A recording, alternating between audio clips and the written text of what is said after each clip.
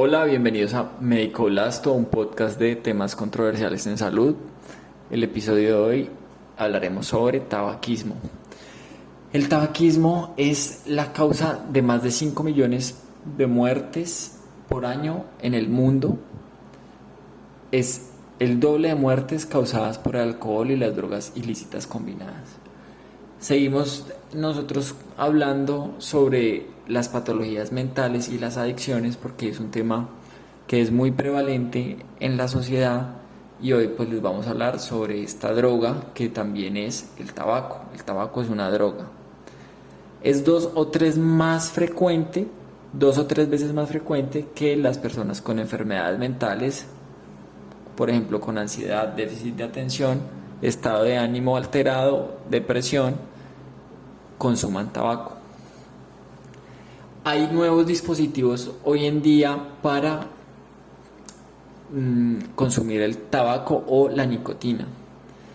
Estos son cigarrillos electrónicos o sistemas de calentar sin quemar y otros, por ejemplo, como las narguilas, el hookah.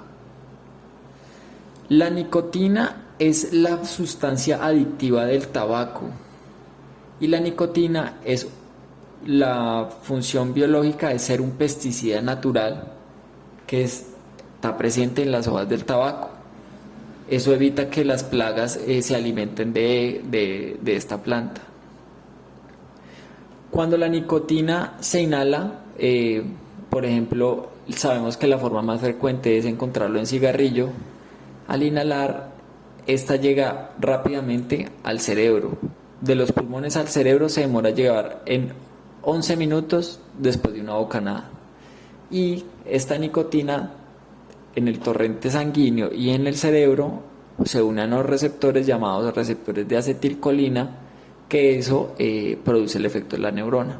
O sea, es el receptor de acetilcolina estimulado por la nicotina el que produce los efectos estimulantes de esta sustancia.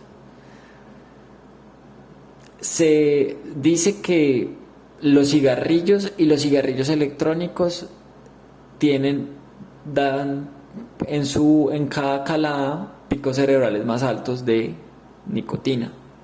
Sabemos también que existen otras formas como los cigarros, que es el tabaco, que le dicen tabaco a los puros o a los habanos, que son esos cigarros gruesos que son cafés. También son dispositivos para administrar nicotina, pero no tienen picos cerebrales de dilución tan altos.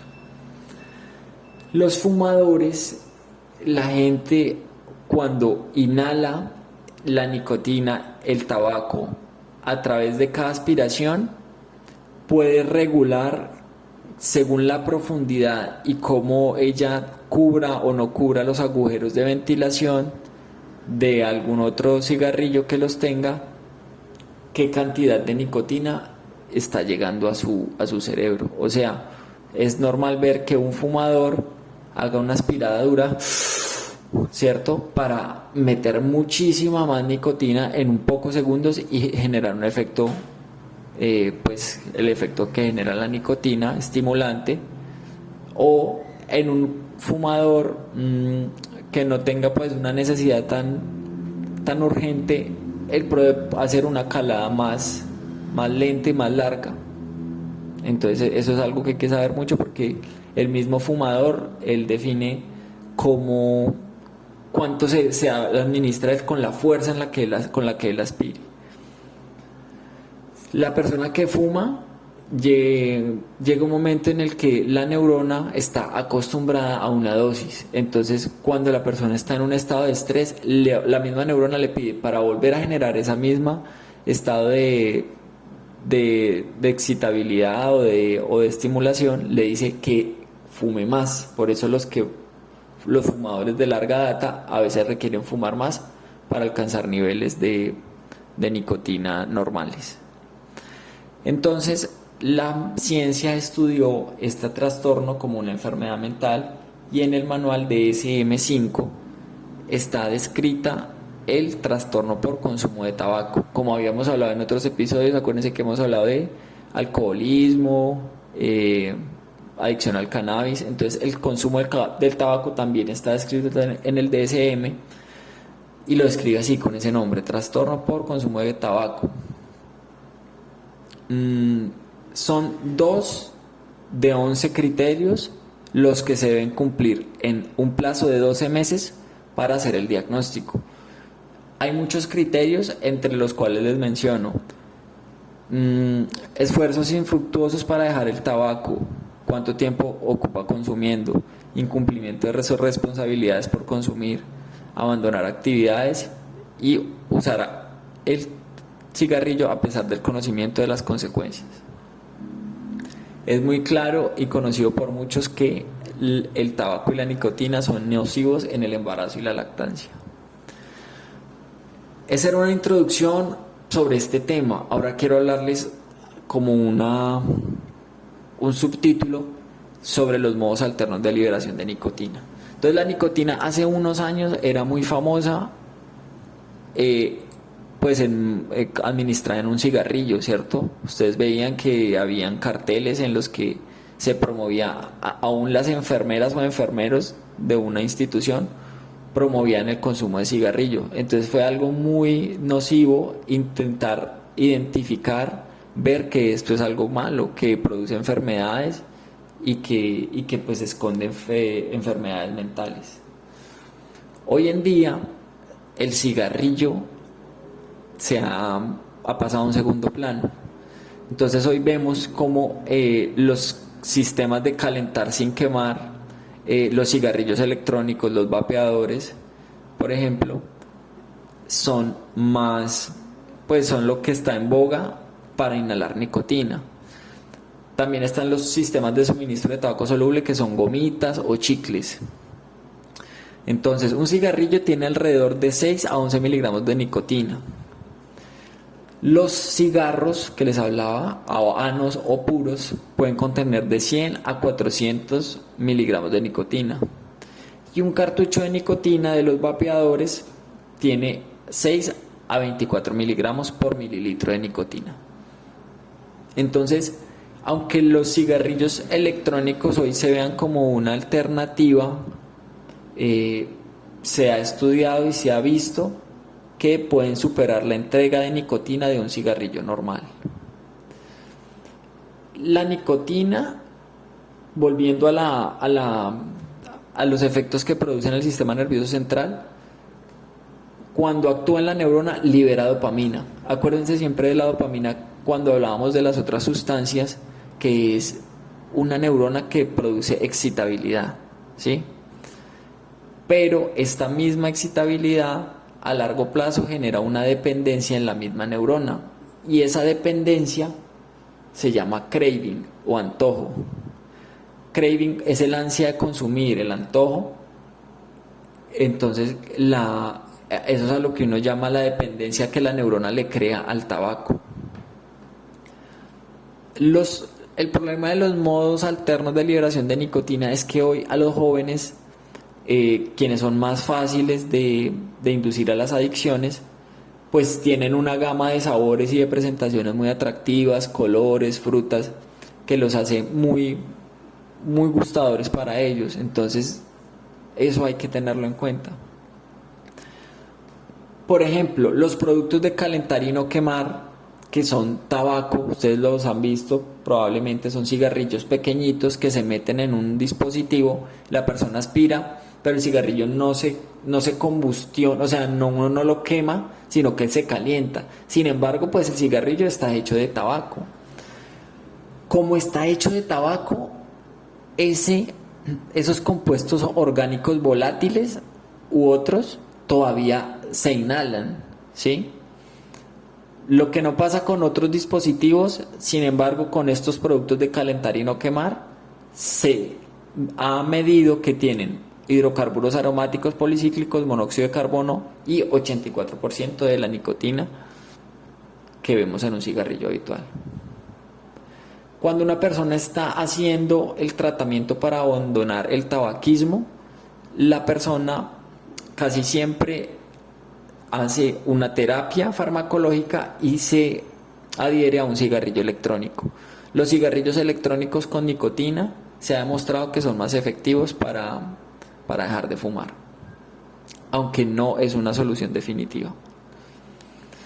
Entonces, ahora hablándoles de ese tratamiento que les mencioné, tenemos 2 fármacos y tenemos 5 terapias de reemplazo de nicotina. Los 2 fármacos se llaman bupropión y vareniclina.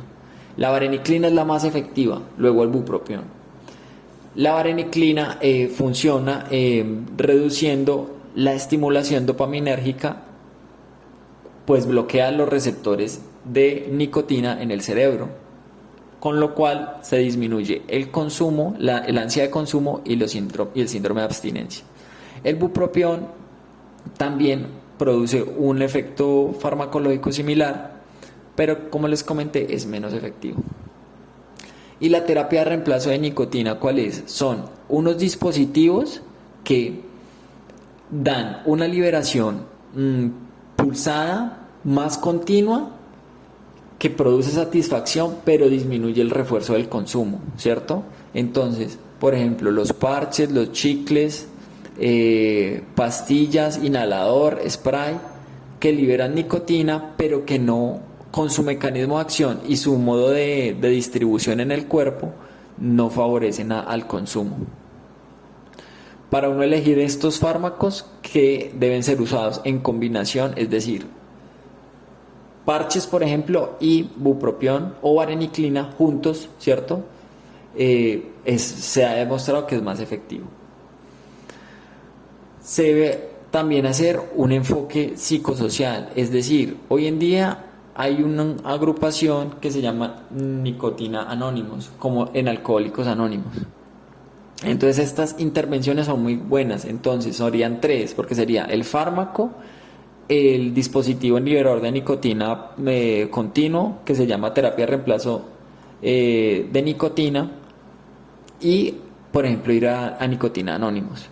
Hoy en día también se han hecho nuevas abordajes, por ejemplo mensajes de texto, asesoramiento telefónico, aunque en Colombia no se está implementando mucho, pero pues se está viendo ese nuevo horizonte. Lo que les comenté al principio, la persona con una enfermedad mental tiene el doble de probabilidad de ser fumador y adicto a la nicotina. En un principio, la nicotina, como produce sustancias excitatorias y a la vez que producen un efecto relajante, puede reducir los síntomas psiquiátricos. Sin embargo, a largo plazo, dejar el consumo de cigarrillo o nicotina reduce la ansiedad, depresión y estrés tanto en personas psiquiátricas como no psiquiátricas.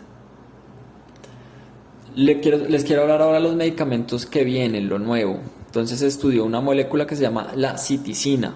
Es un alcaloide vegetal natural como la nicotina y funciona muy parecido a la vareniclina.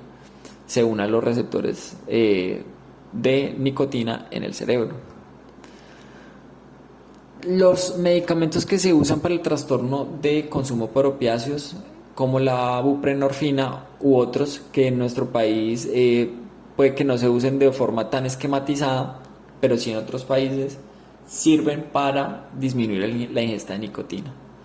Hay otros medicamentos, por ejemplo la mecamilamina y la lovelina, que cumplen una función similar a la que les comenté antes. Se están desarrollando también vacunas para la nicotina. El concepto de la vacuna pues es algo un poquito difícil de entender, pero ¿qué es? Esta vacuna produce un anticuerpo que se une a la nicotina y evita que ella actúe en los receptores. Como muchas enfermedades mentales, la nicotina, el consumo de nicotina, el trastorno por consumo de tabaco tiene una predisposición genética muy grande y se han identificado genes implicados en ello. Entonces, este será nuestro tema de hoy. Para comentarles, quiero volver a lo que empecé. Es una causa de muerte muy grande en el mundo, a corto y a largo plazo. Es una enfermedad que a veces ensombrece o se pone encima de un trastorno psiquiátrico, pero el médico o el clínico o el profesional de la salud siempre tiene que entender que debajo del consumo de tabaco puede haber una enfermedad mental de base y que las estrategias farmacológicas y grupales y psicosociales han demostrado juntas ser lo más efectivo para tratar esta enfermedad. Gracias.